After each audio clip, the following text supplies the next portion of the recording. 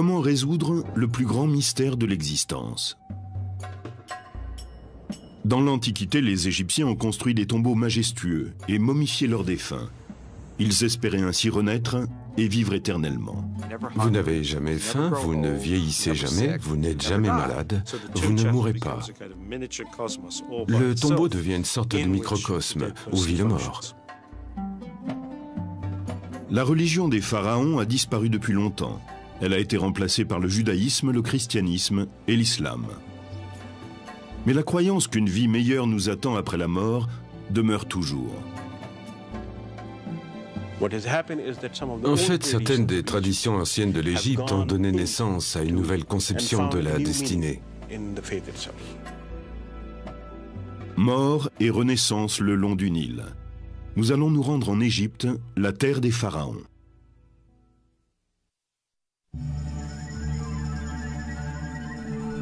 Aucune expérience humaine n'est aussi définitive et inévitable que la mort. Le désir d'y faire face a inspiré certaines des croyances religieuses les plus profondes de l'Égypte ancienne. Il est à l'origine de la construction de ces monuments extraordinaires.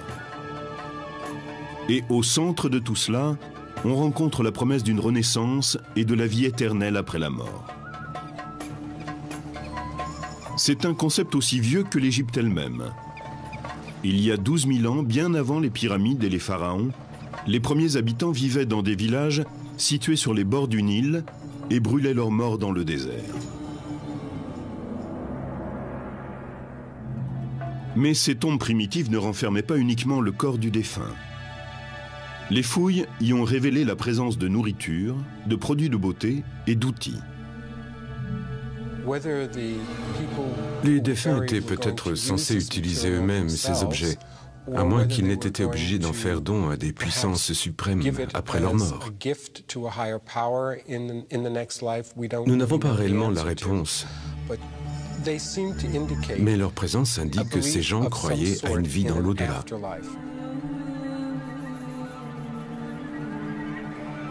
Avec les tombes des premiers Égyptiens, le sable chaud du désert séchait naturellement le corps et lui évitait de pourrir. Mais les premiers rois, vers 29 avant Jésus-Christ, veulent que leur tombe résiste au temps. Et bientôt, la mastaba remplace la simple fosse creusée dans le désert.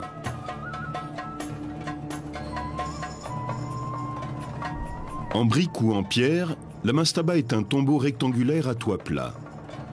Des espaces rituels et des pièces de stockage sont ménagés au-dessus du sol, tandis que le corps est placé en sécurité dans une chambre souterraine. Les tombes deviennent plus complexes, mais le soleil et le sable ne dessèchent plus le corps, puisqu'ils ne sont plus en contact direct avec lui. Il n'est plus préservé. Il va donc procéder à deux opérations, la momification et la préservation du corps.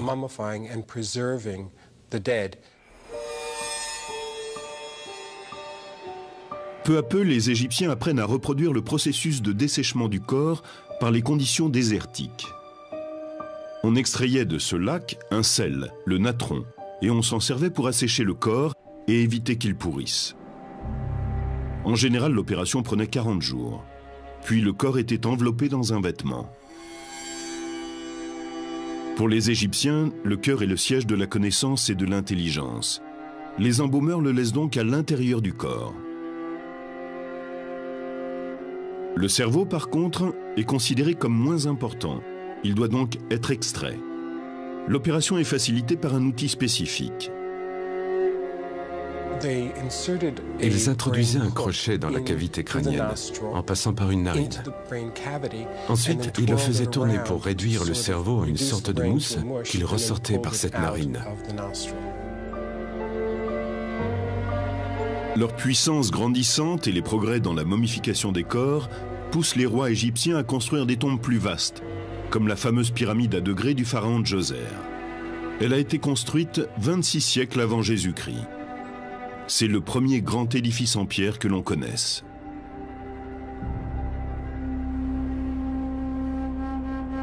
Il est bientôt suivi par la première grande pyramide bâtie par le pharaon Snéfrou.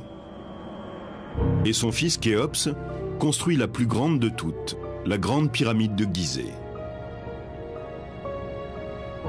Comme les premières sépultures du désert, ces tombes majestueuses contiennent le corps préservé du défunt et des quantités de provisions et d'objets. Mais les pharaons ne sont pas entourés de simples pots de terre. Ils ont avec eux des trésors royaux et des objets en or d'une valeur incommensurable.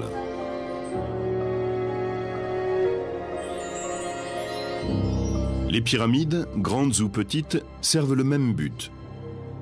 Ce sont des outils de renaissance. Elles sont construites pour permettre aux défunts rois de devenir un esprit promis à la vie éternelle.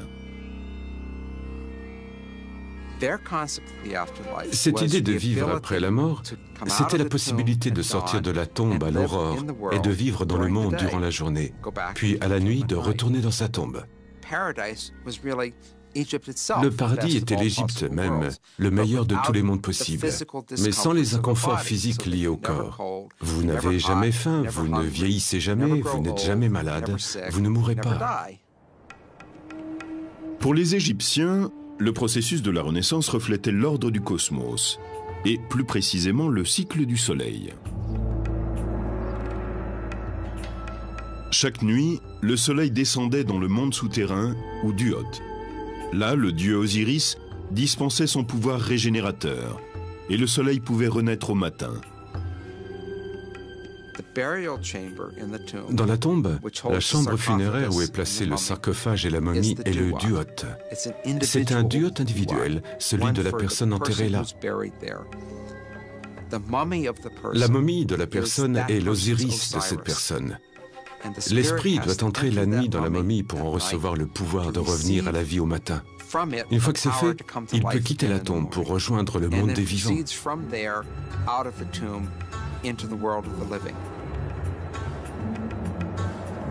Les Égyptiens croyaient que l'esprit, quand il renaissait, avait besoin d'une nourriture quotidienne sous la forme d'offrandes et de prières des vivants. Chaque tombe pyramidale possédait son temple funéraire, où l'on apportait les offrandes et où l'on récitait les incantations. Ces complexes funéraires sont restés des modèles pendant des milliers d'années dans les périodes de l'Ancien Empire et du Moyen Empire. Mais la pyramide funéraire, avec ses réserves de richesses, a été abandonnée avec le développement du Nouvel Empire, vers 1550 avant Jésus-Christ. Bien sûr, les premières tombes pyramidales étaient sans arrêt dévalisées, et à l'époque du Nouvel Empire, on était très au fait de ces pillages. Pour déjouer les pratiques des pilleurs de tombes, les pharaons du Nouveau Royaume réorganisent leurs complexes funéraires. À présent, le temple où se déroulent les rituels doit être séparé du tombeau même.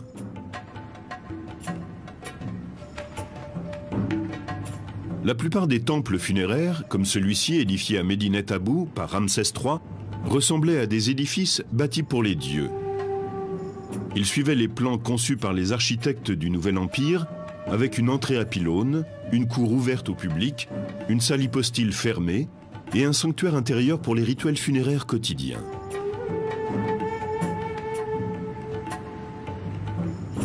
La seule variante à ce modèle est le temple construit par Hatshepsut, la puissante reine pharaon qui monte sur le trône vers 1470 avant Jésus-Christ. Le temple d'Hatshepsut, à Deir el-Bahri, est placé au pied des falaises à degrés très élevés. Il est construit comme s'il faisait partie de la montagne. Il s'élève en une série de terrasses, plutôt que de s'étendre horizontalement comme le font la plupart des temples égyptiens.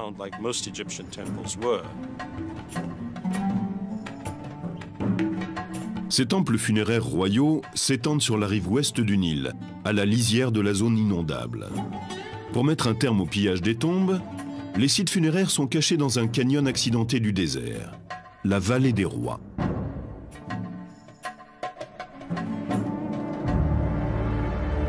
Ces tombeaux du Nouvel Empire sont taillés dans la pierre même. Aucune pyramide ou monument quelconque ne marque leur emplacement. Rien qui puisse servir de repère aux voleurs éventuels. À l'intérieur, pourtant, la chambre funéraire poursuit la tradition et reflète le cosmos à une échelle plus intime. Au plafond de la chambre funéraire sont représentées les étoiles ou d'autres symboles célestes. On voit également sur les murs des scènes qui le plus souvent décrivent le monde des vivants. Le tombeau devient une sorte de microcosme où vit le mort. Les tombes sont une métaphore du cosmos et aussi du mécanisme de la naissance. La chambre funéraire est une matrice et le couloir qui y mène est le passage pour en sortir et venir au monde.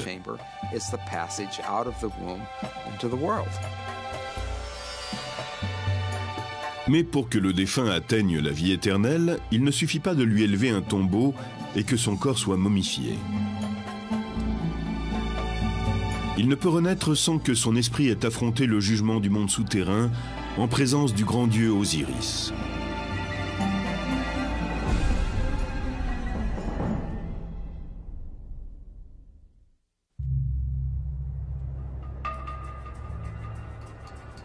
Pendant près de 20 siècles, les pharaons n'ont reculé devant aucune dépense pour construire leurs monuments funéraires.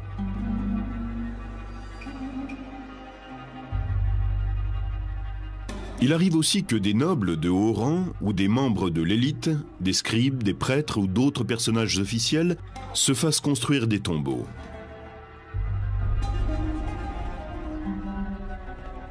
Certaines traditions funéraires très répandues pourraient remonter à un pharaon de l'ancien royaume, Unas, mort vers 2300 avant Jésus-Christ.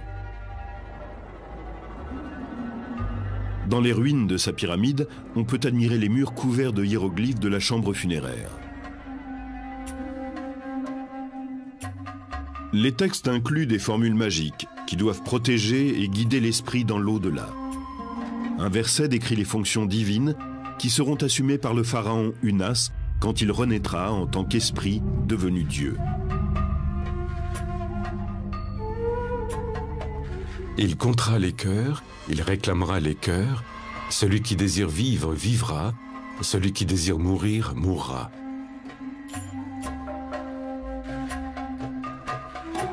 Connus comme les textes des pyramides, ces formules puissantes sont apparues pour la première fois dans ce tombeau et pendant des siècles n'ont été valables que pour les rois. Vers le Moyen Empire, ces textes deviennent les textes des sarcophages, car ils ne sont plus gravés sur les murs des pyramides. Ils sont inscrits sur les côtés des cercueils en bois, destinés à la noblesse. Au cours du Nouvel Empire, les textes deviennent le livre des morts. Ils sont inscrits sur des papyrus et placés avec le corps dans le tombeau. C'est une démocratisation. Les formules magiques autrefois réservées aux nobles de la plus haute extraction se répandent parmi le peuple, qui peut maintenant y avoir accès.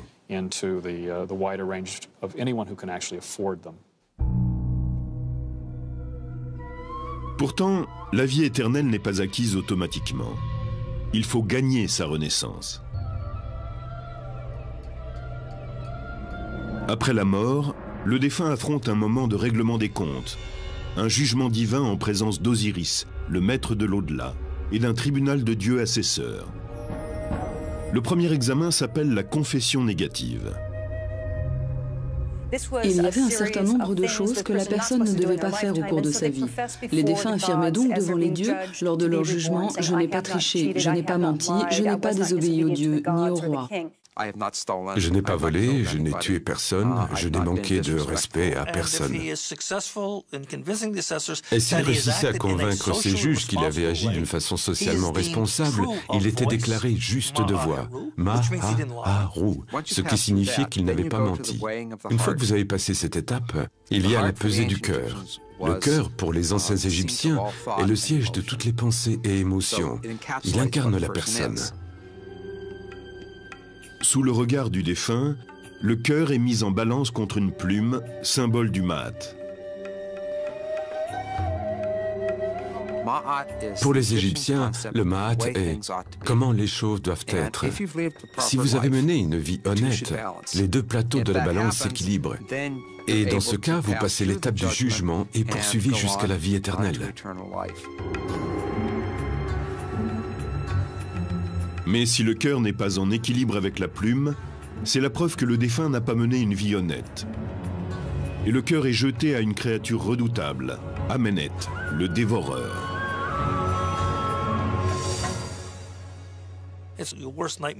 Votre pire cauchemar devient réalité. Il attend là, la gueule ouverte, que ce petit morceau lui soit jeté. Et quand le cœur du défunt est jeté à Amenet, il le dévore. Vous êtes mort, anéanti, fini. Il n'y a pas de seconde chance. Votre vie est terminée. Pour certains Égyptiens, la perspective d'être jugés après la mort leur servait de guide moral pendant leur vie. Vous devez montrer que vous avez vécu d'une façon qui fait de vous un membre honorable de la société. Ce n'est pas un jugement religieux, c'est un jugement social. Le défunt, qui a été récompensé par la vie éternelle, est considéré comme un élément du cosmos. Il fait partie des esprits bienheureux dont la présence peut être ressentie par les vivants. Différents textes nous apprennent que les gens demandaient à leurs parents défunts de les aider, que ce soit pour des problèmes juridiques ou pour avoir des enfants, par exemple. Il est extraordinaire de constater que la vie et la mort n'étaient pas aussi séparées qu'ils le sont aujourd'hui. La mort était une sorte de transition perméable. Les défunts étaient toujours capables de vous aider au cours de votre vie. Le lieu de communication entre les vivants et les morts est présent dans la tombe. C'est un grand bas-relief en pierre qu'on appelle la fausse porte. La fausse porte est un élément architectural que nous retrouvons dans toutes les tombes. C'est l'endroit où les gens viennent témoigner leur respect et leur dévotion à leurs ancêtres. Elle est considérée comme la porte qui relie le monde des défunts à celui des vivants. Ce n'est pas une vraie porte. Elle est sculptée dans une roche dure ou dans de la pierre. Et les vivants ne peuvent pas y passer. Mais les morts, eux, le peuvent. La personne qui demande l'aide du défunt écrit sa requête et la porte au tombeau. Le message est placé devant la fausse porte avec une offrande de nourriture sur un autel formé d'une plaque de pierre.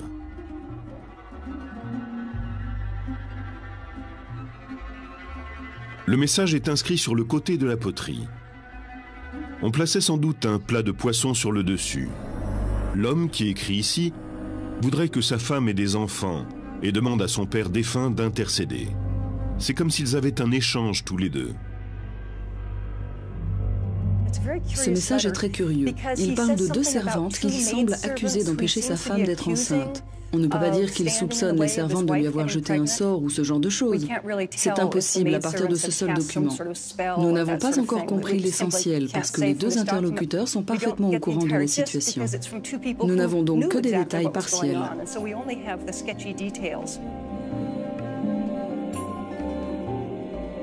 Pour les Égyptiens de l'Antiquité, il semble parfaitement normal de communiquer avec un ancêtre défunt. Pourtant, un texte ancien fait allusion à une époque où les Égyptiens perdent la foi dans leurs traditions ancestrales et commencent à considérer l'au-delà avec une certaine suspicion.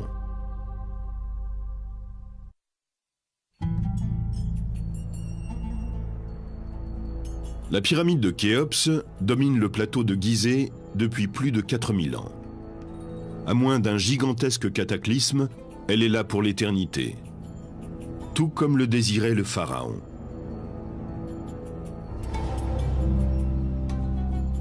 Les croyances funéraires de l'ancienne Égypte ont fait l'objet de changements permanents à travers 30 siècles d'histoire.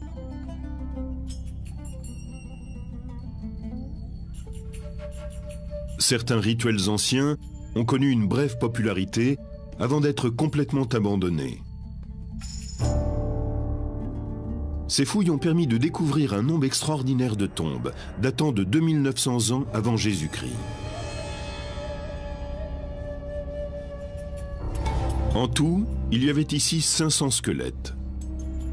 Ceux de membres de la cour qui auraient été tués afin qu'ils rejoignent leur maître dans la mort.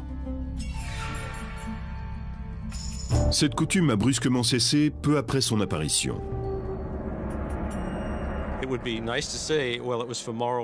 Ce serait bien de pouvoir dire que c'était pour des raisons morales, mais nous l'ignorons. Nous savons simplement que cette pratique s'est arrêtée. Les nombreuses représentations de serviteurs dans les tombes royales ou dans d'autres tombes servaient sans doute de substitut aux vrais serviteurs que l'on enterrait aux côtés des premiers rois.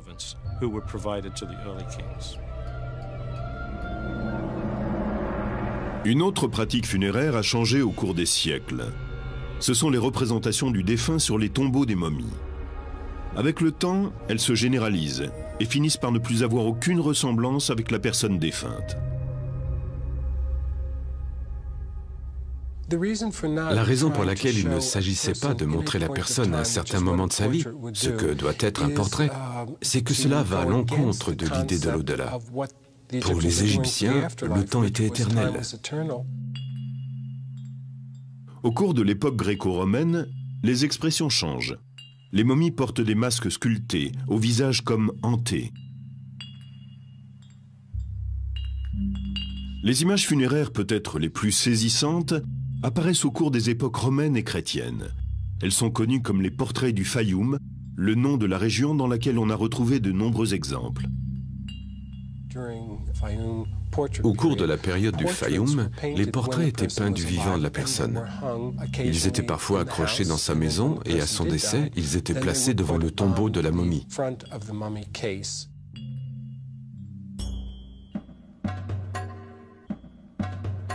Un des changements les plus singuliers dans les coutumes funéraires est l'élévation d'un mortel au rang de Dieu.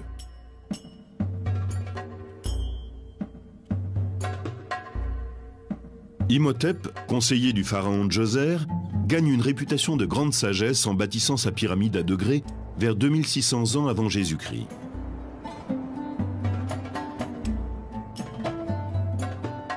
Après sa mort, une croyance se développe, selon laquelle il peut intercéder auprès des dieux, ce qui est jusque-là le privilège des pharaons. Il est devenu ce que nous appelons un saint, ce qui n'était pas habituel dans l'Égypte ancienne. Peu d'individus ont acquis cette réputation posthume sans être de sang royal.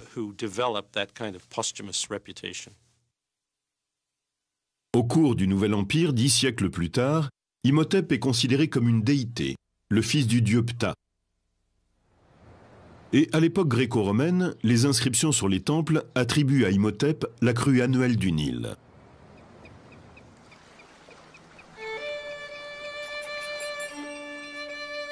Le renom d'Imhotep se répand dans toute l'Égypte et il survit bien après la disparition des pharaons.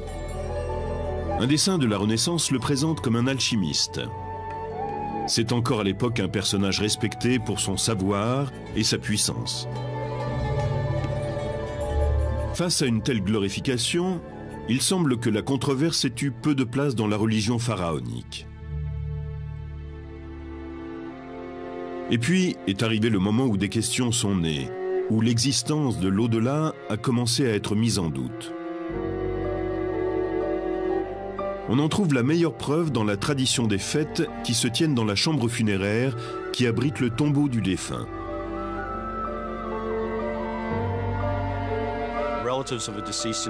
Les parents prenaient un repas et célébraient le défunt qui était censé se joindre à eux en esprit. En ces occasions, il y avait souvent un harpiste qui interprétait des chants appropriés à la circonstance. En général, il disait aux morts qu'il allait certainement se plaire dans l'au-delà, que c'était un endroit sûr où il pourrait se reposer et se substanter.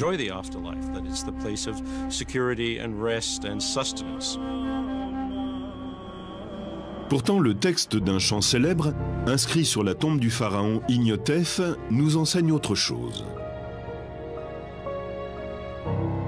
Il pose des questions explicites sur la Renaissance et proclame que jamais celui qui part ne revient. Le harpiste célèbre le grand Imhotep, mais note que malgré sa notoriété, sa tombe a disparu, car elle n'était plus honorée et ne recevait plus d'offrandes. C'est assez inhabituel parce que cela pose la question de savoir s'il y a vraiment une vie après la mort. Ce chant rappelle que les hommes les plus célèbres, ceux que l'on connaît à travers les écrits, ont eu de magnifiques tombeaux, que leurs cryptes étaient remplies d'offrandes, mais qu'aujourd'hui personne ne sait plus où ils se trouvent. La plupart des spécialistes pense que ces idées sont nées au cours de périodes d'instabilité politique. Mais même à des époques prospères, les ruines de temples funéraires, comme le suggère le harpiste, étaient déjà chose courante.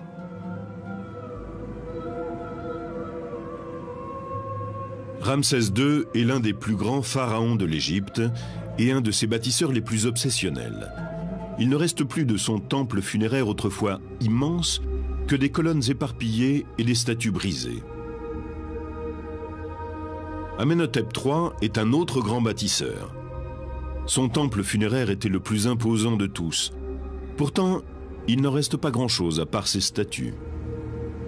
Les pharaons qui lui ont succédé se sont servis de son temple comme d'une carrière. Ils en ont pris jusqu'au dernier bloc. Les pharaons étaient très préoccupés par l'érection de leur temple. Ce n'était pas simplement une question de beauté. Il était essentiel pour leur vie dans l'au-delà que l'édifice soit bâti selon les règles. Et cela ne les gênait aucunement de détruire le temple d'un autre pharaon pour terminer plus vite le leur.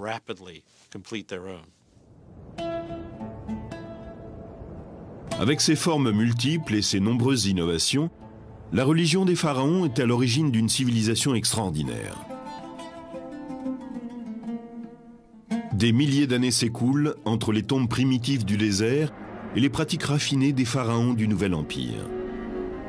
Mais bientôt, d'autres changements se préparent. L'arrivée en Égypte d'une nouvelle foi, le christianisme, va apporter une réponse différente à la question de la vie dans l'au-delà.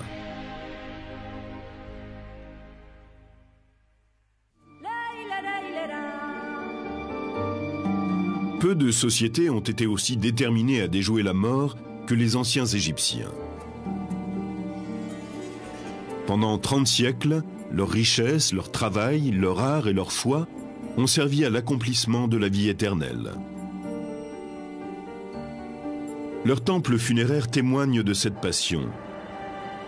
Mais les dernières formes religieuses proposent d'autres explications au mystère de la mort. Au cours des premiers siècles suivant la crucifixion de Jésus, le christianisme commence à se répandre en Égypte, en même temps que de nouvelles conceptions de l'au-delà.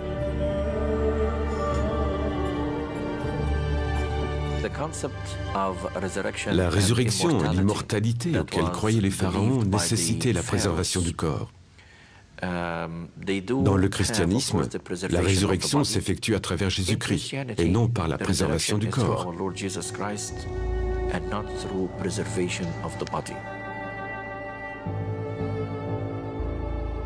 Ce sont ces croyances qui distinguent le christianisme d'Égypte, l'Église copte, de l'ancienne religion des pharaons. Et au cours des siècles, les anciennes coutumes se sont mêlées aux nouvelles. Athanase, un évêque du IVe siècle, personnage important de la première église chrétienne d'Égypte, a laissé des témoignages sur ces pratiques hybrides. Dans la vie d'Antoine, Anastase décrit les coutumes des chrétiens d'Égypte. Les gens sont momifiés et leurs corps sont ensuite placés dans un endroit accessible à la famille. Ce que nous ignorons, c'est à quel point leur rituel était élaboré, ce que les prières disaient et ce que ces fidèles croyaient. Le personnage de ce tombeau tient une crosse. C'est un symbole qui appartient à la fois à la tradition chrétienne et à la tradition pharaonique, et qui apparaît dans la pratique funéraire copte. Certaines pierres tombales présentent une crosse stylisée, la crux ansata, qui descend tout droit de l'anké égyptienne, symbole de vie.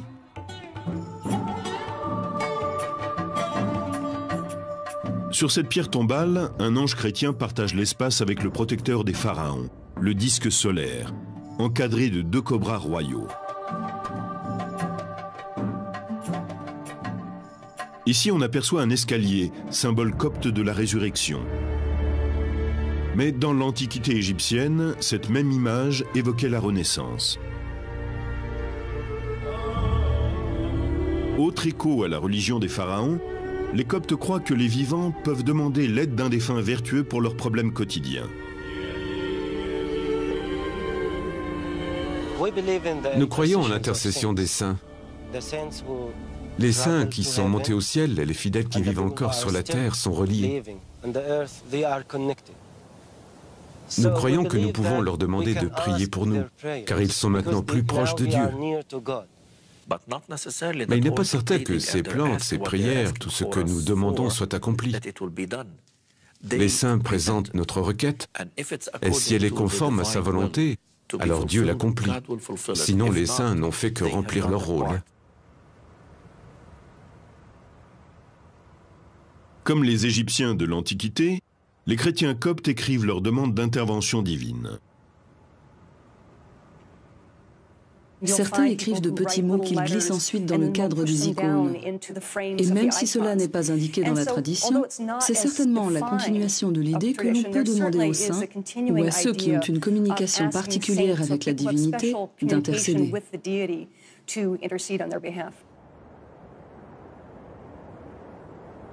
Cette quête d'intercession se répand très loin, jusqu'en des endroits saints comme le monastère Saint-Antoine, situé dans un endroit reculé du désert égyptien. Parmi les moines, un évêque, Joseph, était particulièrement apprécié. Il est mort ici en 1826. Après sa mort, l'Église l'a élevé au rang de saint de l'Église copte. Par chance, 140 ans plus tard, il est tombé de fortes pluies sur le monastère et nous avons dû nettoyer le cimetière. Quand les moines ont ouvert sa tombe, ils ont trouvé son corps entièrement intact. Maintenant, il est conservé ici dans l'église.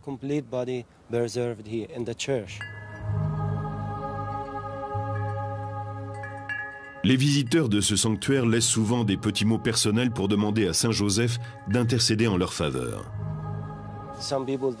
Certains écrivent leurs secrets, leurs problèmes. Le prêtre est le seul qui puisse les lire.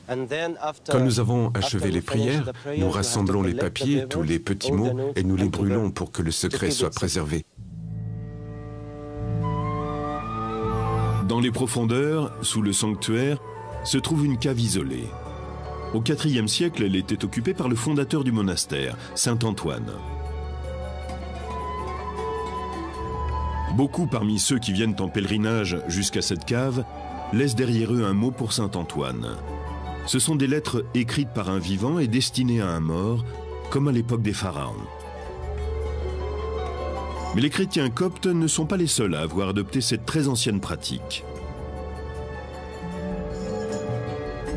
On retrouve des liens entre le judaïsme et la religion égyptienne dans les récits de la Bible, comme celui de Moïse, de l'Exode ou des 10 commandements. Pourtant, l'intercession des morts n'est pas une coutume observée par les Juifs, en tout cas pas officiellement. Le judaïsme ne croit pas à un intermédiaire entre la personne et le Créateur. Il affirme ceci de particulier que tout être humain doit avoir et a le droit d'avoir une relation personnelle avec le Créateur.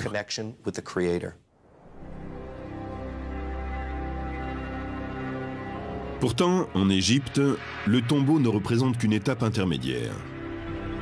Dès sa mort ici en 1885, Abou Katzera a été considéré par la population comme un saint juif.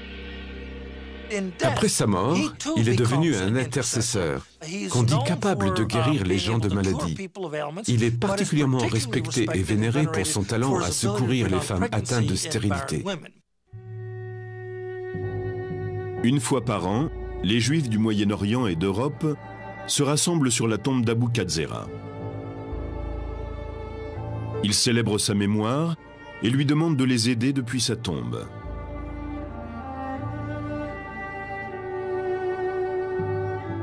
Il n'y a peut-être qu'en Égypte qu'on puisse trouver de telles contradictions apparentes. D'un côté un saint juif et de l'autre des pierres gravées chrétiennes portant des images pharaoniques. Aujourd'hui, l'islam est la foi dominante dans ce berceau des religions. Mais même aujourd'hui, quelques 20 siècles après le dernier pharaon, on retrouve des traces des anciennes traditions funéraires dans les coutumes populaires des musulmans d'Égypte.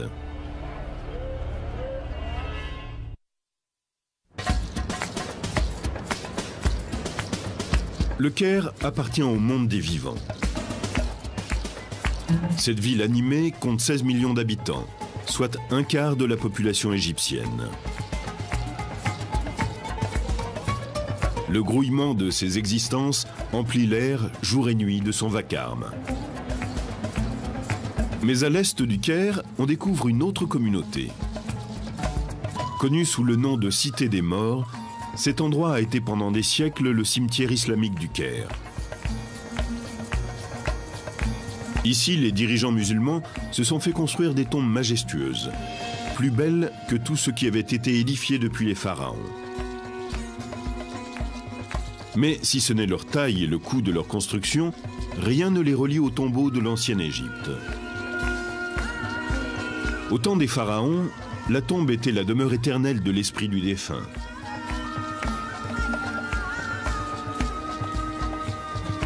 Dans l'islam, la tombe est un abri temporaire entre la mort et le jugement dernier. Les musulmans espèrent être admis dans un paradis merveilleux de jardins, de palais et d'éternel bien-être. La personne sera jugée sur la base de ses actions et de ses paroles. C'est à ce moment-là qu'on décidera de sa destination finale. Soit elle ira au paradis, soit dans les flammes de l'enfer. Ces tombeaux imposants ont certes été construits par des musulmans, mais ils violent les préceptes édictés par le prophète. Pour mettre sur un même pied d'égalité tous les fidèles, Mohammed précise que les tombes doivent être toutes simples et se situer au niveau du sol. Un musulman doit être enterré de façon quasi invisible. L'islam orthodoxe appelle cela « Taqwid al-Qubur », le nivellement des tombes. Le prophète interdit explicitement la construction d'un édifice quelconque au-dessus du tombeau. Mohammed lui-même a été enterré humblement sous le sol de sa maison, après sa mort en 632. Mais contre ses vœux express, ses disciples, pleins de dévotion, s'empressent de construire sur sa tombe une vaste mosquée. Ce mélange entre l'islam orthodoxe et les penchants de la nature humaine ont donné naissance à des coutumes funéraires qui durent encore aujourd'hui.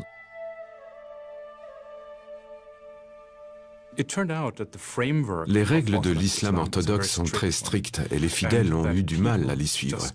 Cela a conduit très vite au développement d'un islam populaire.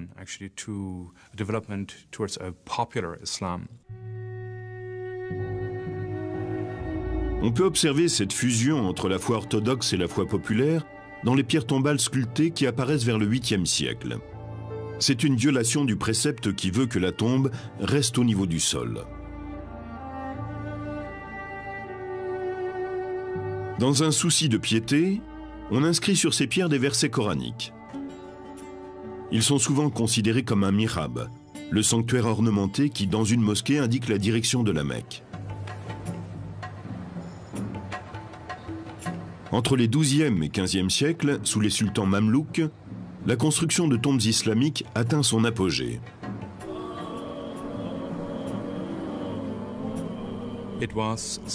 Elles indiquent le statut du défunt. Le sultan se faisait construire un tombeau somptueux pour montrer le rang qu'il occupait au cours de sa vie. Ce mausolée a été construit pour le sultan Al-Zahir Barkouk, mort à la fin des années 30. Au centre, on trouve une grande cour, semblable à celle d'une mosquée, et au milieu de celle-ci, ce qui était une fontaine. La tombe du sultan Barkouk repose sous un immense dôme. L'espace ainsi créé mesure près de 15 mètres de diamètre et comprend 6 niveaux en hauteur.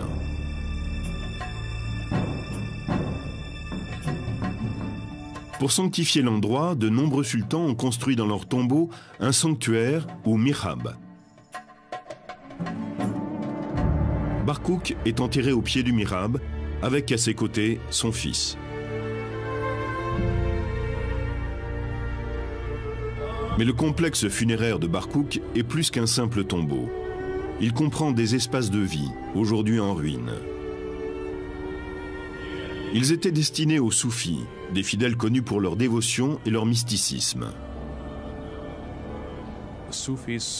Les soufis ne se contentaient pas d'observer les rituels. Ils récitaient aussi le Coran en permanence pour remplir le tombeau de la récitation de versets pieux et ainsi aider le défunt au cours de la période intermédiaire entre la mort et la résurrection.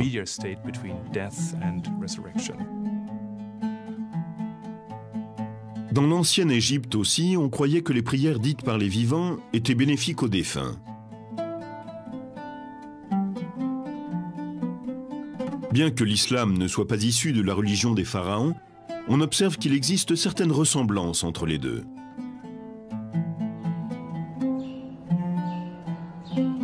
Ce tombeau, construit par le sultan Al-Ashraf Kelbey, rivalise en splendeur avec ceux des pharaons.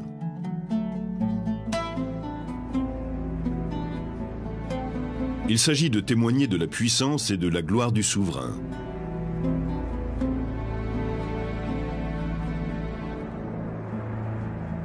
Celui-ci observait l'interdiction faite par le Coran de représenter l'homme.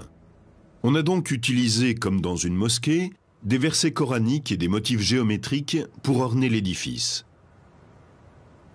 Parmi ces motifs, l'étoile à 6 branches. Pour un regard contemporain, cela peut surprendre dans une construction islamique. L'étoile apparaît sur de nombreux monuments. Certaines ont 5 branches, d'autres 6. La présence de l'étoile dans le judaïsme est un phénomène assez récent. Ici, au Caire, elle est très certainement antérieure à toute référence religieuse et demeure un simple motif géométrique.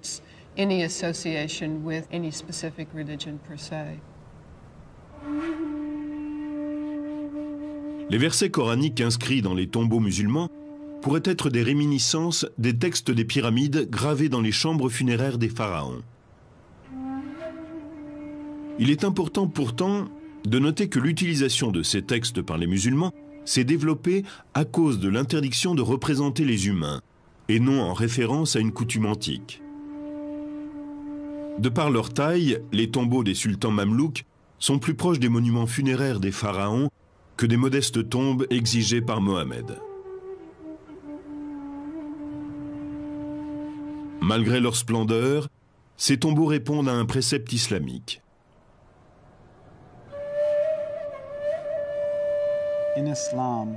Dans l'islam, on rappelle que lorsqu'un individu meurt, son lien avec ce monde est coupé, sauf en cas de 3 signes de bienfait, ainsi qu'il est dit. Un enfant que l'on a bien élevé, une connaissance utile à tous que l'on laisse derrière soi, représente des formes de bienfaits. Les bienfaits sont des dons que les musulmans laissent à leur communauté, des héritages que les morts laissent aux vivants. Le bienfait de Barkouk a été de fournir des espaces de vie aux soufis. Dans ce complexe, Kelbey a créé aussi une madrasa, une école où l'on enseigne le Coran. Au XIVe siècle, ce bâtiment était un hôpital qui traitait les affections connues à l'époque. La communauté musulmane pouvait s'y faire soigner tout à fait gratuitement. C'était un bienfait du sultan Al-Mansour Qalawun.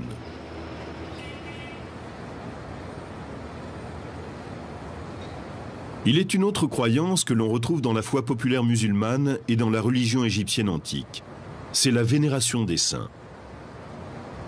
Et le plus révéré de tous est peut-être l'imam Al-Shaafi, enterré à l'intérieur de ce mausolée. Al-Shaafi compte parmi les théologiens les plus respectés de l'islam. Il a fondé une des 4 écoles de pensée orthodoxes. Mort en 820, il a été enterré dans une tombe au niveau du sol, selon les préceptes. Le mausolée a été construit des siècles plus tard. Dans une pratique qui rappelle les coutumes antiques et le christianisme copte, les musulmans laissent des petits mots et des lettres dans la chambre funéraire de l'imam, en espérant qu'il plaidera leur cas devant Dieu. Les questions évoquées dans ces lettres sont des problèmes de tous les jours, ceux de tout à chacun. Des problèmes matrimoniaux, des problèmes de santé. Quelqu'un veut des enfants et ne peut en avoir. Et tous ces soucis sont exposés aux saints. La tombe de l'imam Al-Shaafi, comme la mosquée construite au-dessus de la tombe de Mohammed, sont un curieux exemple de la rencontre entre la foi populaire et la foi orthodoxe. Au début du IXe siècle, Al-Shaafi était une autorité officielle au Caire. Il connaissait parfaitement l'interdiction de vénérer les saints édictée par les prophètes. Et il aurait certainement été choqué de voir qu'on venait en pèlerinage sur sa tombe et qu'on y déposait des missives pour lui. Le Coran a une position très claire là-dessus. Il dit « Il n'y a pas de bienfait qui passe par un être humain si ce n'est par la volonté de Dieu ». La tombe d'Al-Shaafi nous apporte un exemple du mélange des cultures dans le domaine de la foi. Certaines vieilles traditions égyptiennes ont perduré et ont donné naissance à de nouveaux concepts religieux.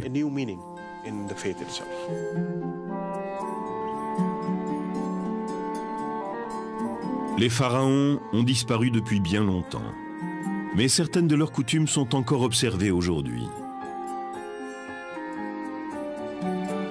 Peut-être les êtres humains partagent-ils un besoin commun de traverser la frontière qui sépare les vivants et les morts.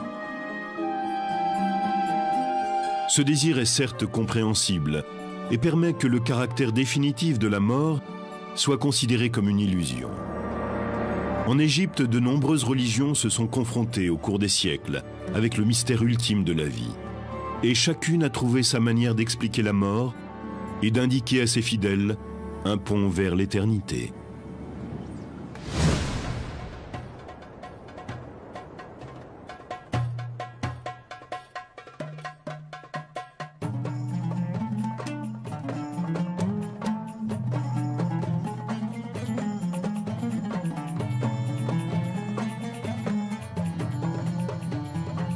We call them love spells. Actually, they're mainly sex spells. Love has little to do with it.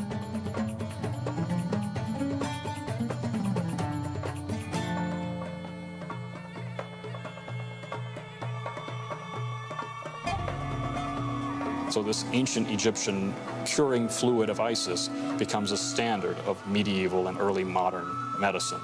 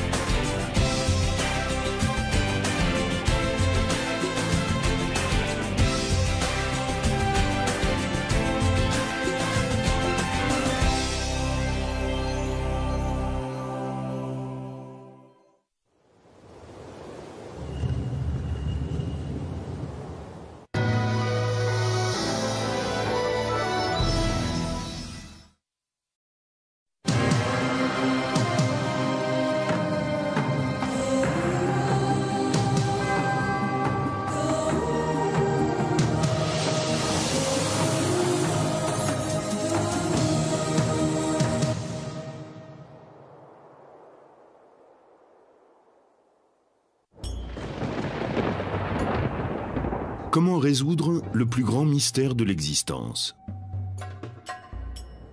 Dans l'Antiquité, les Égyptiens ont construit des tombeaux majestueux et momifié leurs défunts. Ils espéraient ainsi renaître et vivre éternellement. Vous n'avez jamais faim, vous ne vieillissez jamais, vous n'êtes jamais malade, vous ne mourrez pas. Le tombeau devient une sorte de microcosme où vit le mort.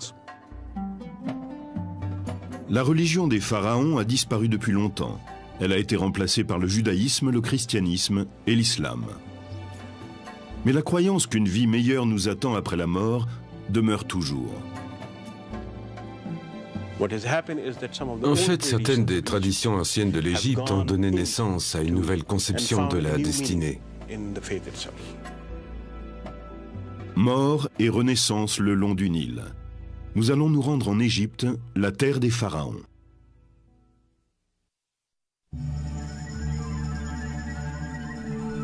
Aucune expérience humaine n'est aussi définitive et inévitable que la mort. Le désir d'y faire face a inspiré certaines des croyances religieuses les plus profondes de l'Égypte ancienne. Il est à l'origine de la construction de ces monuments extraordinaires. Et au centre de tout cela, on rencontre la promesse d'une renaissance et de la vie éternelle après la mort. C'est un concept aussi vieux que l'Égypte elle-même. Il y a 12 000 ans, bien avant les pyramides et les pharaons, les premiers habitants vivaient dans des villages situés sur les bords du Nil et brûlaient leurs morts dans le désert. Mais ces tombes primitives ne renfermaient pas uniquement le corps du défunt. Les fouilles y ont révélé la présence de nourriture, de produits de beauté et d'outils. Les défunts étaient peut-être censés utiliser eux-mêmes ces objets, à moins qu'ils n'aient été obligés d'en faire don à des puissances suprêmes après leur mort. Nous n'avons pas réellement la réponse, mais leur présence indique que ces gens croyaient à une vie dans l'au-delà.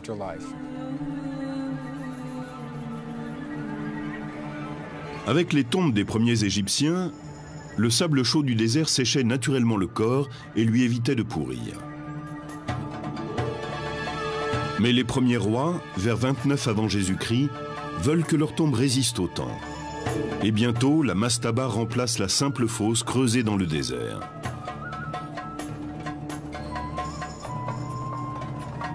En brique ou en pierre, la mastaba est un tombeau rectangulaire à toit plat. Des espaces rituels et des pièces de stockage sont ménagés au-dessus du sol, tandis que le corps est placé en sécurité dans une chambre souterraine. Les tombes deviennent plus complexes, mais le soleil et le sable ne dessèchent plus le corps, puisqu'ils ne sont plus en contact direct avec lui. Il n'est plus préservé. Il va donc procéder à deux opérations, la momification et la préservation du corps.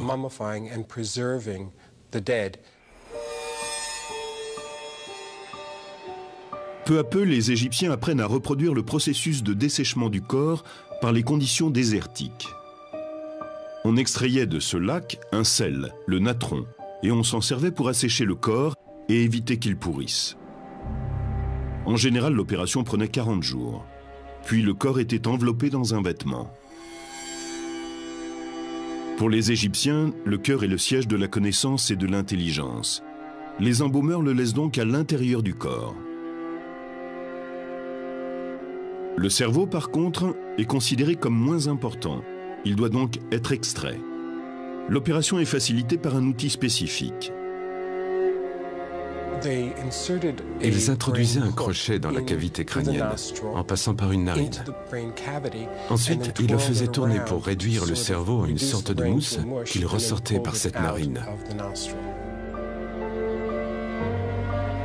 Leur puissance grandissante et les progrès dans la momification des corps poussent les rois égyptiens à construire des tombes plus vastes, comme la fameuse pyramide à degrés du pharaon Djoser. Elle a été construite 26 siècles avant Jésus-Christ. C'est le premier grand édifice en pierre que l'on connaisse.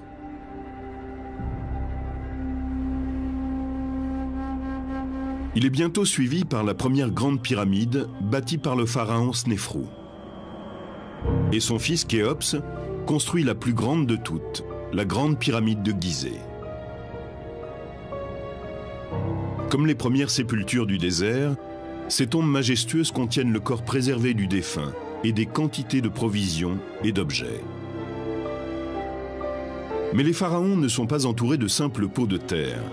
Ils ont avec eux des trésors royaux et des objets en or d'une valeur incommensurable.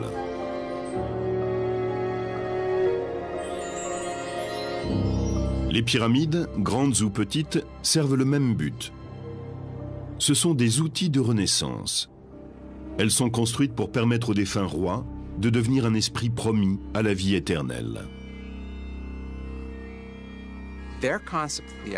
Cette idée de vivre après la mort, c'était la possibilité de sortir de la tombe à l'aurore et de vivre dans le monde durant la journée, puis à la nuit de retourner dans sa tombe. Le paradis était l'Égypte même, le meilleur de tous les mondes possibles, mais sans les inconforts physiques liés au corps. Vous n'avez jamais faim, vous ne vieillissez jamais, vous n'êtes jamais malade, vous ne mourrez pas.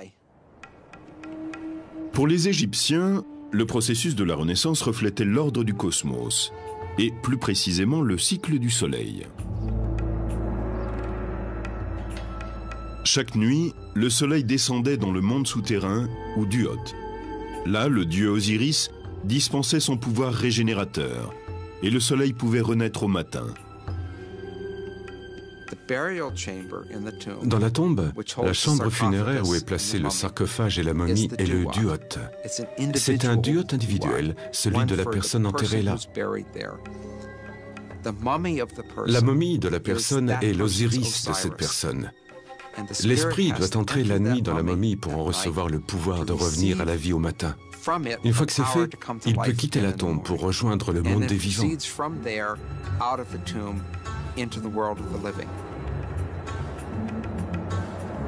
Les Égyptiens croyaient que l'esprit, quand il renaissait, avait besoin d'une nourriture quotidienne sous la forme d'offrandes et de prières des vivants. Chaque tombe pyramidale possédait son temple funéraire, où l'on apportait les offrandes et où l'on récitait les incantations. Ces complexes funéraires sont restés des modèles pendant des milliers d'années dans les périodes de l'Ancien Empire et du Moyen Empire. Mais la pyramide funéraire, avec ses réserves de richesse, a été abandonnée avec le développement du Nouvel Empire, vers 1550 avant Jésus-Christ. Bien sûr, les premières tombes pyramidales étaient sans arrêt dévalisées, et à l'époque du Nouvel Empire, on était très au fait de ces pillages. Pour déjouer les pratiques des pilleurs de tombes, les pharaons du Nouveau Royaume réorganisent leurs complexes funéraires. À présent, le temple où se déroulent les rituels doit être séparé du tombeau même.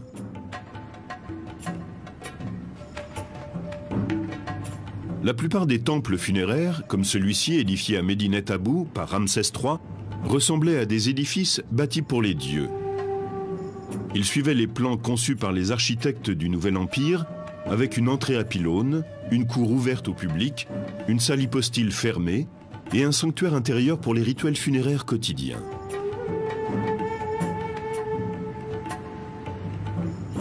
La seule variante à ce modèle est le temple construit par Hatshepsut, la puissante reine pharaon qui monte sur le trône vers 1470 avant Jésus-Christ. Le temple d'Hatshepsut, à Deir el-Bahri, est placé au pied des falaises à degrés très élevés. Il est construit comme s'il faisait partie de la montagne. Il s'élève en une série de terrasses, plutôt que de s'étendre horizontalement comme le font la plupart des temples égyptiens.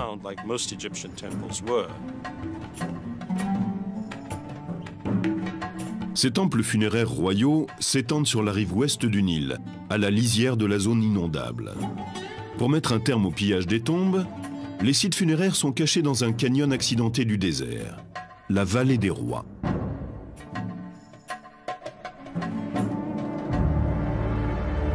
Ces tombeaux du Nouvel Empire sont taillés dans la pierre même. Aucune pyramide ou monument quelconque ne marque leur emplacement. Rien qui puisse servir de repère aux voleurs éventuels. À l'intérieur, pourtant, la chambre funéraire poursuit la tradition et reflète le cosmos à une échelle plus intime.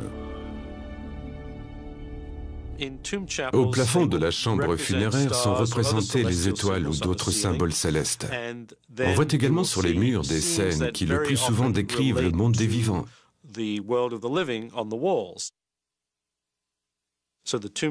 Le tombeau devient une sorte de microcosme où vit le mort. Les tombes sont une métaphore du cosmos et aussi du mécanisme de la naissance. La chambre funéraire est une matrice et le couloir qui y mène est le passage pour en sortir et venir au monde.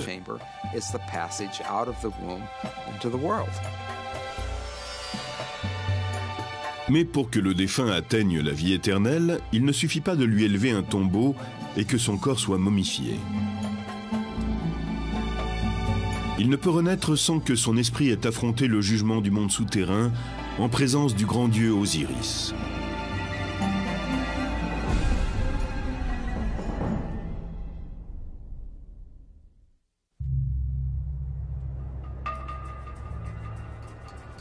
Pendant près de 20 siècles, les pharaons n'ont reculé devant aucune dépense pour construire leurs monuments funéraires.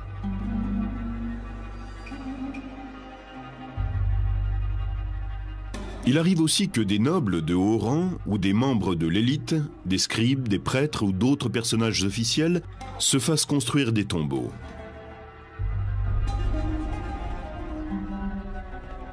Certaines traditions funéraires très répandues pourraient remonter à un pharaon de l'ancien royaume, Unas, mort vers 2300 avant Jésus-Christ. Dans les ruines de sa pyramide, on peut admirer les murs couverts de hiéroglyphes de la chambre funéraire. Les textes incluent des formules magiques qui doivent protéger et guider l'esprit dans l'au-delà. Un verset décrit les fonctions divines qui seront assumées par le pharaon Unas quand il renaîtra en tant qu'esprit devenu Dieu. Il comptera les cœurs, il réclamera les cœurs. Celui qui désire vivre, vivra. Celui qui désire mourir, mourra.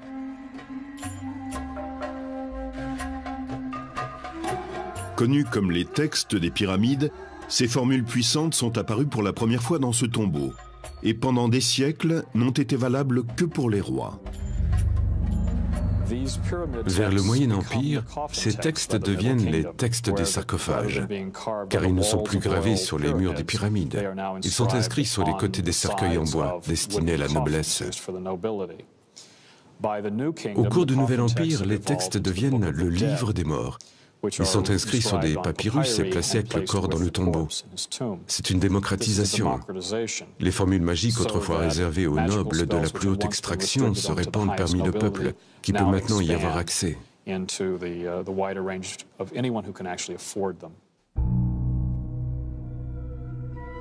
Pourtant, la vie éternelle n'est pas acquise automatiquement. Il faut gagner sa renaissance. Après la mort, le défunt affronte un moment de règlement des comptes, un jugement divin en présence d'Osiris, le maître de l'au-delà, et d'un tribunal de Dieu assesseur. Le premier examen s'appelle la confession négative. Il y avait un certain nombre de choses que la personne ne devait pas faire au cours de sa vie. Les défunts affirmaient donc devant les dieux, lors de leur jugement, « Je n'ai pas triché, je n'ai pas menti, je n'ai pas désobéi aux dieux ni au roi. » Je n'ai pas volé, je n'ai tué personne, je n'ai manqué de respect à personne. Et s'il réussissait à convaincre ses juges qu'il avait agi d'une façon socialement responsable, il était déclaré juste de voix, Maha-Haru, ce qui signifiait qu'il n'avait pas menti. Une fois que vous avez passé cette étape, il y a la pesée du cœur. Le cœur, pour les anciens Égyptiens, est le siège de toutes les pensées et émotions. Il incarne la personne. Sous le regard du défunt, le cœur est mis en balance contre une plume, symbole du Maat.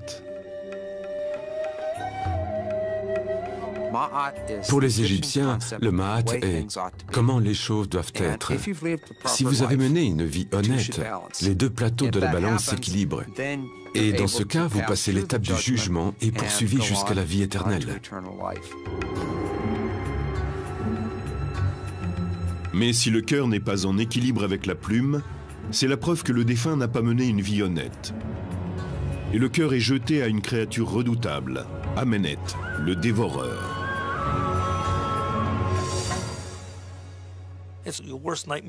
Votre pire cauchemar devient réalité. Il attend là, la gueule ouverte, que ce petit morceau lui soit jeté.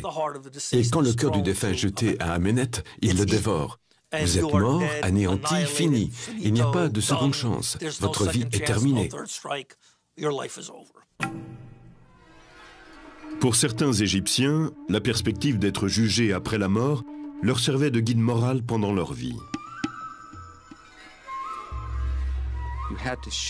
Vous devez montrer que vous avez vécu d'une façon qui fait de vous un membre honorable de la société. Ce n'est pas un jugement religieux. C'est un jugement social. Le défunt, qui a été récompensé par la vie éternelle, est considéré comme un élément du cosmos. Il fait partie des esprits bienheureux dont la présence peut être ressentie par les vivants. Différents textes nous apprennent que les gens demandaient à leurs parents défunts de les aider, que ce soit pour des problèmes juridiques ou pour avoir des enfants, par exemple. Il est extraordinaire de constater que la vie et la mort n'étaient pas aussi séparées qu'ils le sont aujourd'hui. La mort était une sorte de transition perméable. Les défunts étaient toujours capables de vous aider au cours de votre vie. Le lieu de communication entre les vivants et les morts est présent dans la tombe. C'est un grand bas-relief en pierre qu'on appelle la fausse porte. La fausse porte est un élément architectural que nous retrouvons dans toutes les tombes. C'est l'endroit où les gens viennent témoigner leur respect et leur dévotion à leurs ancêtres. Elle est considérée comme la porte qui relie le monde des défunts à celui des vivants. Ce n'est pas une vraie porte. Elle est sculptée dans une roche dure ou dans de la pierre, et les vivants ne peuvent pas y passer. Mais les morts, eux, le peuvent. La personne qui demande l'aide du défunt écrit sa requête et la porte au tombeau. Le message est placé devant la fausse porte avec une offrande de nourriture sur un autel formé d'une plaque de pierre.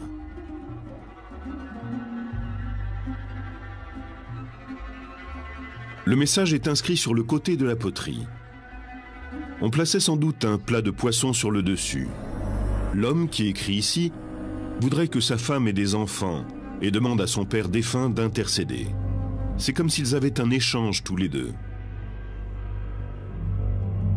Ce message est très curieux. Il parle de deux servantes qu'il semble accuser d'empêcher sa femme d'être enceinte. On ne peut pas dire qu'il soupçonne les servantes de lui avoir jeté un sort ou ce genre de choses.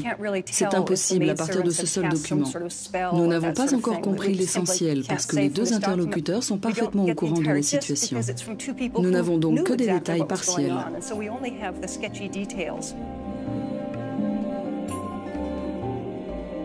Pour les Égyptiens de l'Antiquité, il semble parfaitement normal de communiquer avec un ancêtre défunt. Pourtant, un texte ancien fait allusion à une époque où les Égyptiens perdent la foi dans leurs traditions ancestrales et commencent à considérer l'au-delà avec une certaine suspicion.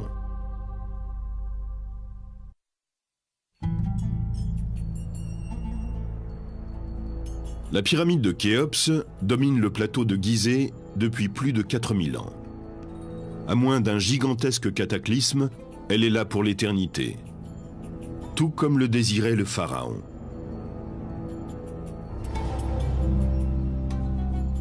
Les croyances funéraires de l'ancienne Égypte ont fait l'objet de changements permanents à travers 30 siècles d'histoire.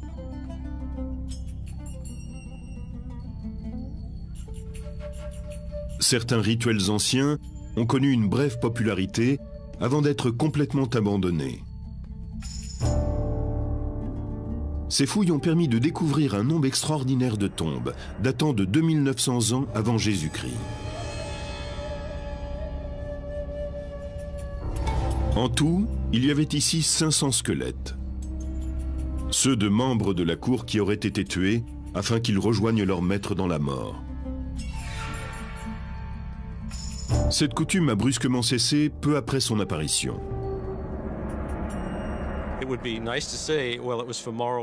Ce serait bien de pouvoir dire que c'était pour des raisons morales, mais nous l'ignorons.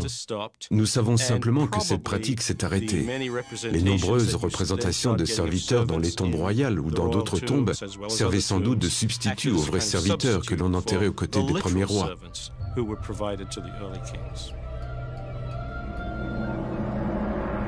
Une autre pratique funéraire a changé au cours des siècles. Ce sont les représentations du défunt sur les tombeaux des momies. Avec le temps, elles se généralisent et finissent par ne plus avoir aucune ressemblance avec la personne défunte. La raison pour laquelle il ne s'agissait pas de montrer la personne à un certain moment de sa vie, ce que doit être un portrait, c'est que cela va à l'encontre de l'idée de l'au-delà. Pour les Égyptiens, le temps était éternel. Au cours de l'époque gréco-romaine, les expressions changent. Les momies portent des masques sculptés, au visage comme hantés. Les images funéraires peut-être les plus saisissantes apparaissent au cours des époques romaines et chrétiennes. Elles sont connues comme les portraits du Fayoum le nom de la région dans laquelle on a retrouvé de nombreux exemples. Au cours de la période du Fayoum, les portraits étaient peints du vivant de la personne. Ils étaient parfois accrochés dans sa maison et à son décès, ils étaient placés devant le tombeau de la momie.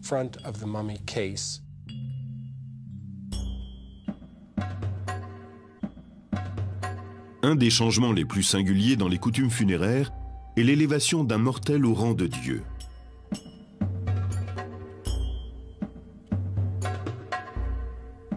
Imhotep, conseiller du pharaon Djoser, gagne une réputation de grande sagesse en bâtissant sa pyramide à degrés vers 2600 ans avant Jésus-Christ.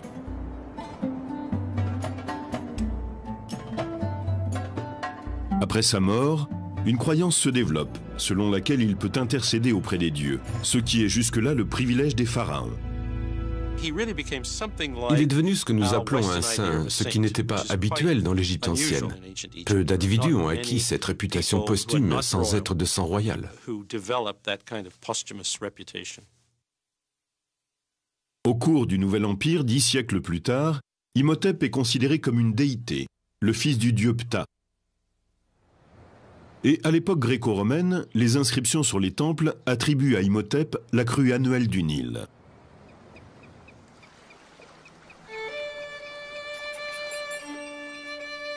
Le renom d'Imhotep se répand dans toute l'Égypte et il survit bien après la disparition des pharaons. Un dessin de la Renaissance le présente comme un alchimiste. C'est encore à l'époque un personnage respecté pour son savoir et sa puissance. Face à une telle glorification, il semble que la controverse ait eu peu de place dans la religion pharaonique. Et puis est arrivé le moment où des questions sont nées, où l'existence de l'au-delà a commencé à être mise en doute. On en trouve la meilleure preuve dans la tradition des fêtes qui se tiennent dans la chambre funéraire qui abrite le tombeau du défunt.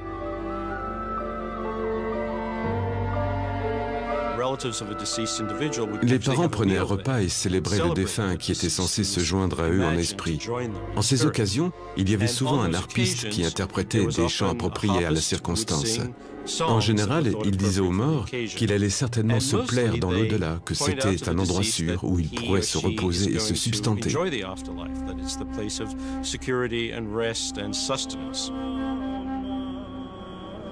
Pourtant, le texte d'un chant célèbre, inscrit sur la tombe du pharaon Ignotef, nous enseigne autre chose. Il pose des questions explicites sur la Renaissance et proclame que jamais celui qui part ne revient. Le harpiste célèbre le grand Imhotep, mais note que malgré sa notoriété, sa tombe a disparu, car elle n'était plus honorée et ne recevait plus d'offrandes. C'est assez inhabituel parce que cela pose la question de savoir s'il y a vraiment une vie après la mort. Ce chant rappelle que les hommes les plus célèbres, ceux que l'on connaît à travers les écrits, ont eu de magnifiques tombeaux, que leurs cryptes étaient remplies d'offrandes, mais qu'aujourd'hui personne ne sait plus où ils se trouvent. La plupart des spécialistes pensent que ces idées sont nées au cours de périodes d'instabilité politique. Mais même à des époques prospères, les ruines de temples funéraires, comme le suggère le harpiste, étaient déjà chose courante.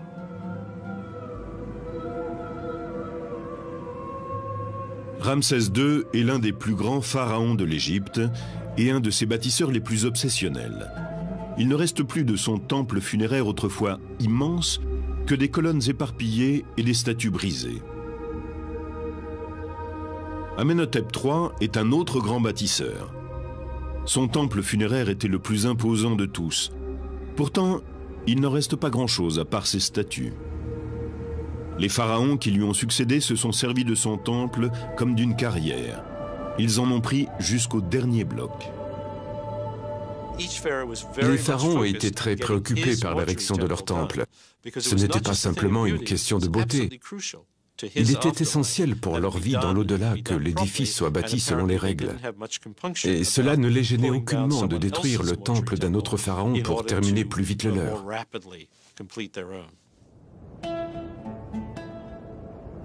Avec ses formes multiples et ses nombreuses innovations, La religion des pharaons est à l'origine d'une civilisation extraordinaire.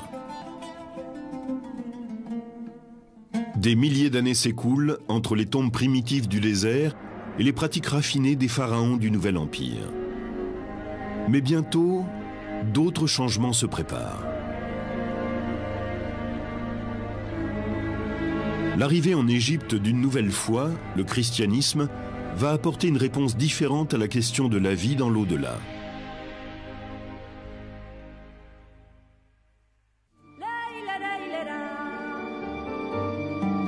Peu de sociétés ont été aussi déterminées à déjouer la mort que les anciens Égyptiens. Pendant 30 siècles, leur richesse, leur travail, leur art et leur foi ont servi à l'accomplissement de la vie éternelle. Leurs temples funéraires témoignent de cette passion. Mais les dernières formes religieuses proposent d'autres explications au mystère de la mort. Au cours des premiers siècles suivant la crucifixion de Jésus, le christianisme commence à se répandre en Égypte, en même temps que de nouvelles conceptions de l'au-delà.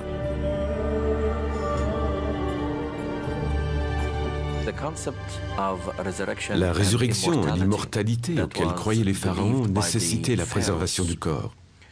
Dans le christianisme, la résurrection s'effectue à travers Jésus-Christ et non par la préservation du corps.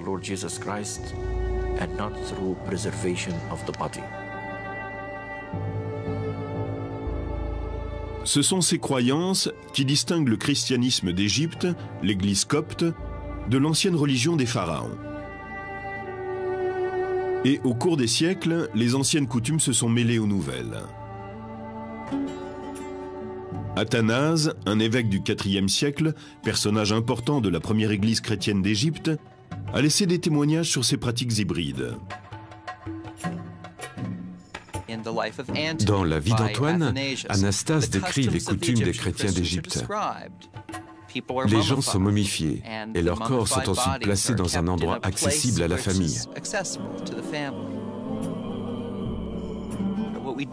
Ce que nous ignorons, c'est à quel point leur rituel était élaboré, ce que les prières disaient et ce que ces fidèles croyaient. Le personnage de ce tombeau tient une crosse. C'est un symbole qui appartient à la fois à la tradition chrétienne et à la tradition pharaonique, et qui apparaît dans la pratique funéraire copte. Certaines pierres tombales présentent une crosse stylisée, la crux ansata, qui descend tout droit de l'anké égyptienne, symbole de vie.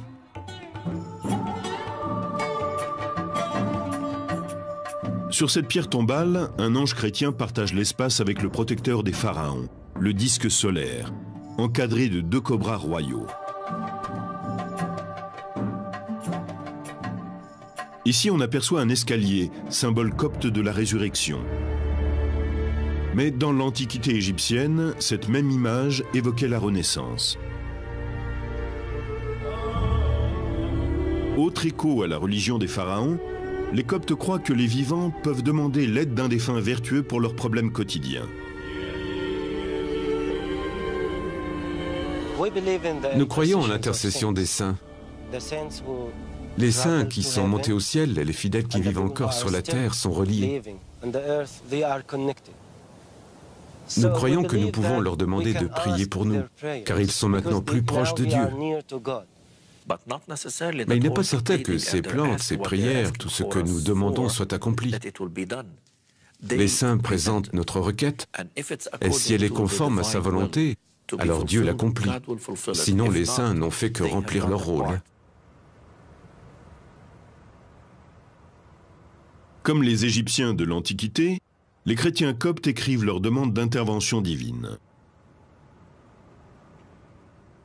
Certains écrivent de petits mots qu'ils glissent ensuite dans le cadre des icônes. Et même si cela n'est pas indiqué dans la tradition, c'est certainement la continuation de l'idée que l'on peut demander aux saints ou à ceux qui ont une communication particulière avec la divinité d'intercéder.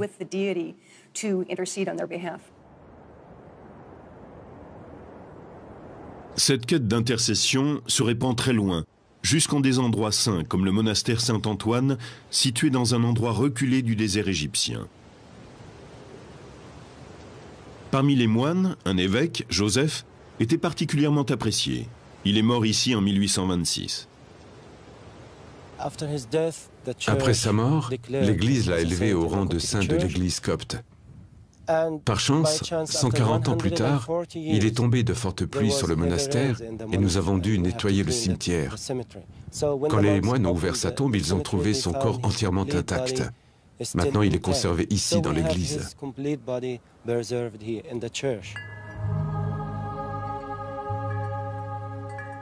Les visiteurs de ce sanctuaire laissent souvent des petits mots personnels pour demander à Saint Joseph d'intercéder en leur faveur.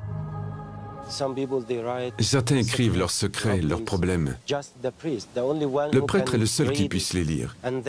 Quand nous avons achevé les prières, nous rassemblons les papiers, tous les petits mots, et nous les brûlons pour que le secret soit préservé.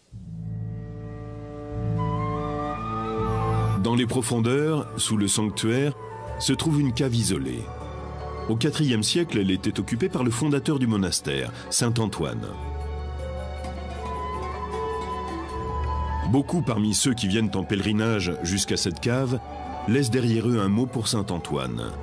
Ce sont des lettres écrites par un vivant et destinées à un mort, comme à l'époque des pharaons. Mais les chrétiens coptes ne sont pas les seuls à avoir adopté cette très ancienne pratique. On retrouve des liens entre le judaïsme et la religion égyptienne dans les récits de la Bible, comme celui de Moïse, de l'Exode ou des 10 commandements. Pourtant, l'intercession des morts n'est pas une coutume observée par les Juifs, en tout cas pas officiellement. Le judaïsme ne croit pas à un intermédiaire entre la personne et le Créateur. Il affirme ceci de particulier que tout être humain doit avoir et a le droit d'avoir une relation personnelle avec le Créateur.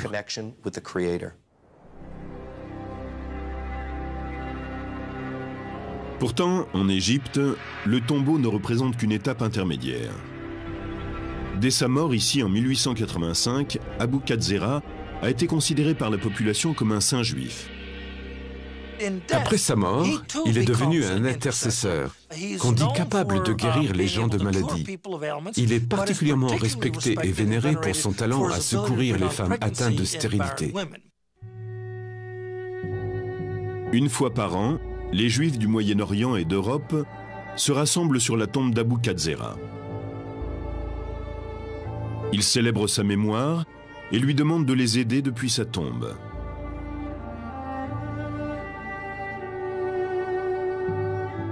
Il n'y a peut-être qu'en Égypte qu'on puisse trouver de telles contradictions apparentes. D'un côté un saint juif et de l'autre des pierres gravées chrétiennes portant des images pharaoniques. Aujourd'hui, l'islam est la foi dominante dans ce berceau des religions. Mais même aujourd'hui, quelques 20 siècles après le dernier pharaon, on retrouve des traces des anciennes traditions funéraires dans les coutumes populaires des musulmans d'Égypte.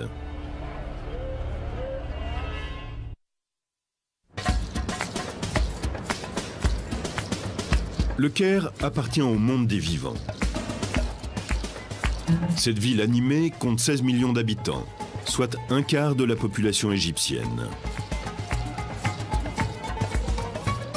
Le grouillement de ces existences emplit l'air jour et nuit de son vacarme. Mais à l'est du Caire, on découvre une autre communauté.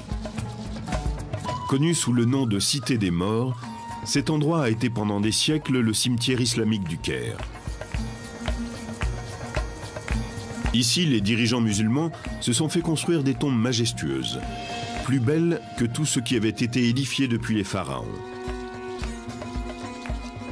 Mais si ce n'est leur taille et le coût de leur construction, rien ne les relie aux tombeaux de l'ancienne Égypte. Au temps des pharaons, la tombe était la demeure éternelle de l'esprit du défunt.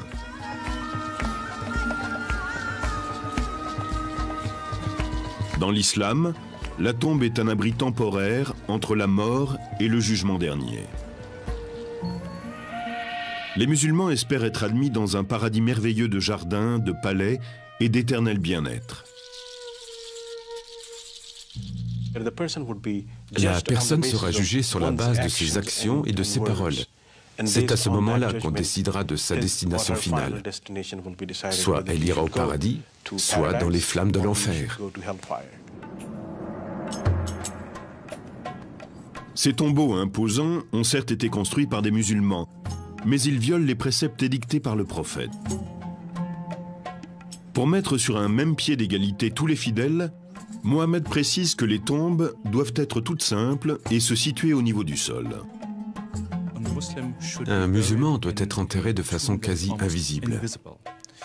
L'islam orthodoxe appelle cela « Taqwid al-Qubur », le nivellement des tombes.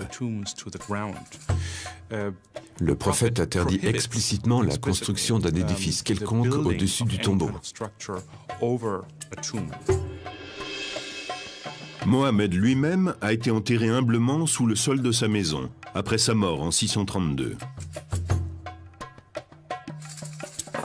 Mais contre ses vœux express, ses disciples, pleins de dévotion, s'empressent de construire sur sa tombe une vaste mosquée. Ce mélange entre l'islam orthodoxe et les penchants de la nature humaine ont donné naissance à des coutumes funéraires qui durent encore aujourd'hui.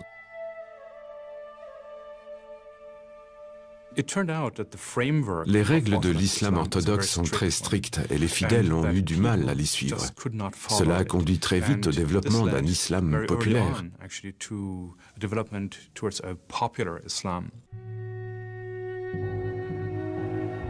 On peut observer cette fusion entre la foi orthodoxe et la foi populaire dans les pierres tombales sculptées qui apparaissent vers le 8e siècle. C'est une violation du précepte qui veut que la tombe reste au niveau du sol. Dans un souci de piété, on inscrit sur ces pierres des versets coraniques. Ils sont souvent considérés comme un mihrab, le sanctuaire ornementé qui, dans une mosquée, indique la direction de la Mecque. Entre les XIIe et XVe siècles, sous les sultans mamelouks, la construction de tombes islamiques atteint son apogée.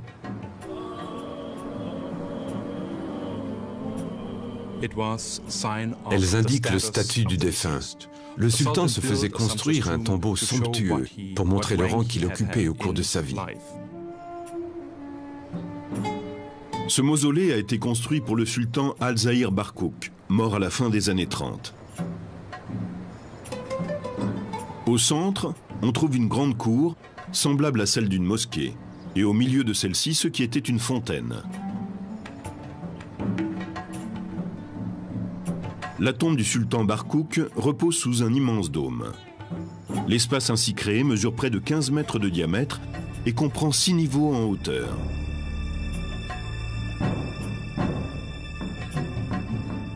Pour sanctifier l'endroit, de nombreux sultans ont construit dans leur tombeau un sanctuaire ou mihrab. Barkouk est enterré au pied du mihrab, avec à ses côtés son fils.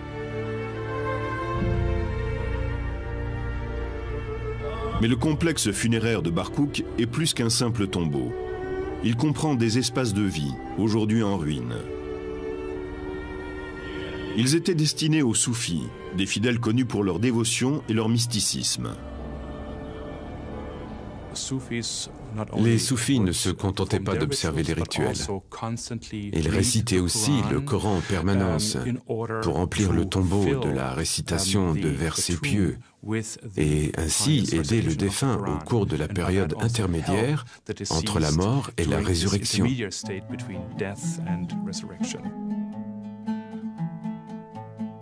Dans l'ancienne Égypte aussi, on croyait que les prières dites par les vivants étaient bénéfiques aux défunts. Bien que l'islam ne soit pas issu de la religion des pharaons, on observe qu'il existe certaines ressemblances entre les deux.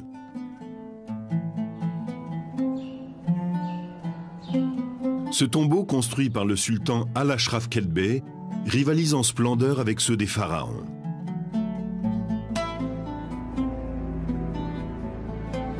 Il s'agit de témoigner de la puissance et de la gloire du souverain.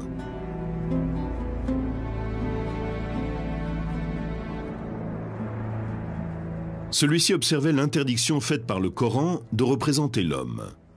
On a donc utilisé, comme dans une mosquée, des versets coraniques et des motifs géométriques pour orner l'édifice.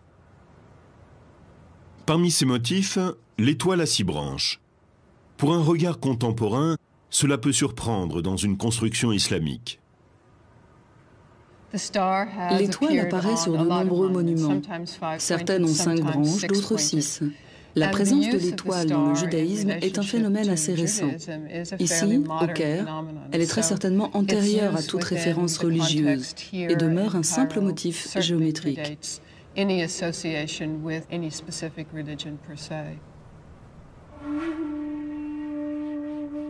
Les versets coraniques inscrits dans les tombeaux musulmans pourraient être